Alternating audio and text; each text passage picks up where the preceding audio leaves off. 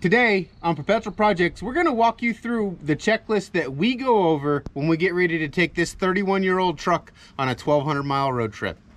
Some of these are going to be basic routine maintenance that you probably should be doing anyway, but some of these come from problems that we've had while we were traveling, and some of them are stuff that you just might not think about to check.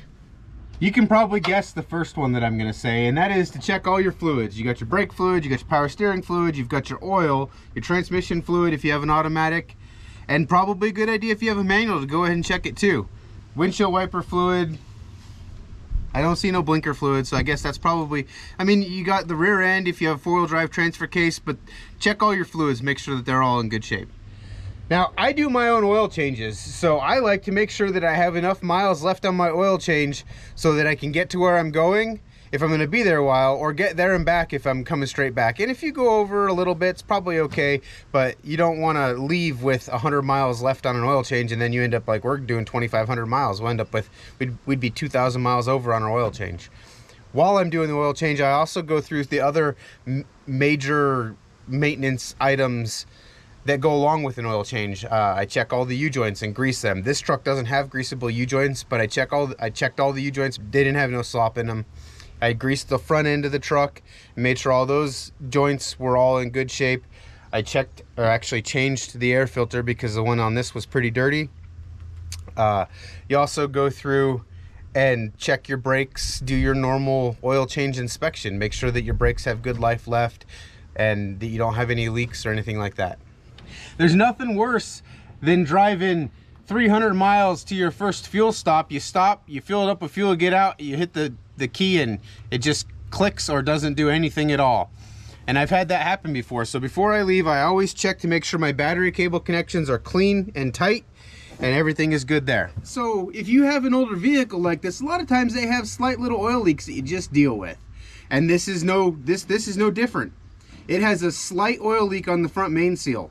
The problem with that is it leaks right on the belt. So before I leave, I always check to make sure my belt is in good shape, and I also carry a spare because that little bit of oil on there really deteriorates the belts pretty quickly, and we've had several times when my spare belt has saved us. Another thing that I always like to look at and just visually inspect before I leave is all of the hoses on the engine. We've got our heater hoses, we've got our radiator hoses, we have any fuel lines, any air conditioning lines, anything that you don't generally look at every time you're under the hood, just to make sure that they're all in good shape. Make note of where they touch other things, like the radiator hose on this truck sits on top of the engine right here, and it will wear through there, but I just check it before we leave and make sure that it's not developing a wear spot. There's really no way to get that off the engine. I think that's the way it is from the factory. I don't know, but it's not rubbing a hole in it, so we're good to go. So something that you probably wouldn't think about, especially if you'd like, this truck doesn't get driven more than 20-30 miles at a time, and I never even think about plugging my phone in to make sure that my outlet inside the truck is actually going to work to charge my phone. But with a 12-hour drive, we're definitely going to need to charge phones, so that's something that we always check and just verify that it's working, make sure it doesn't have a blown fuse or anything, because it would be a somewhat inconvenience to find that out halfway to Colorado and have to figure out a place to stop and get a fuse. And then I always like to check my tire pressure and make sure that they're fully inflated. And if you're expecting wild temperature changes between when you're doing this and when you leave, remember that that can change it. But one thing that I always do a few days before we leave is just look the tires over and make sure that there's not a screw or something stuck in the tire. Maybe I don't notice that it's going flat, because you don't want to have to deal with that when you're out on the road. It's much easier to deal with that when you're at home. When you're checking all your tire pressures, don't forget the spare under here, because if you need it, it's going to be a bad day if it's flat.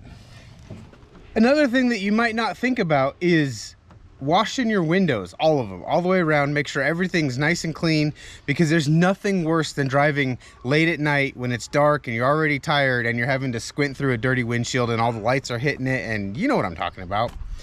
My family makes me wash windows because they say that I do a better job. So I'm just going to share my tip. I don't know that it's top secret or anything, that I use to get the windows nice and clean.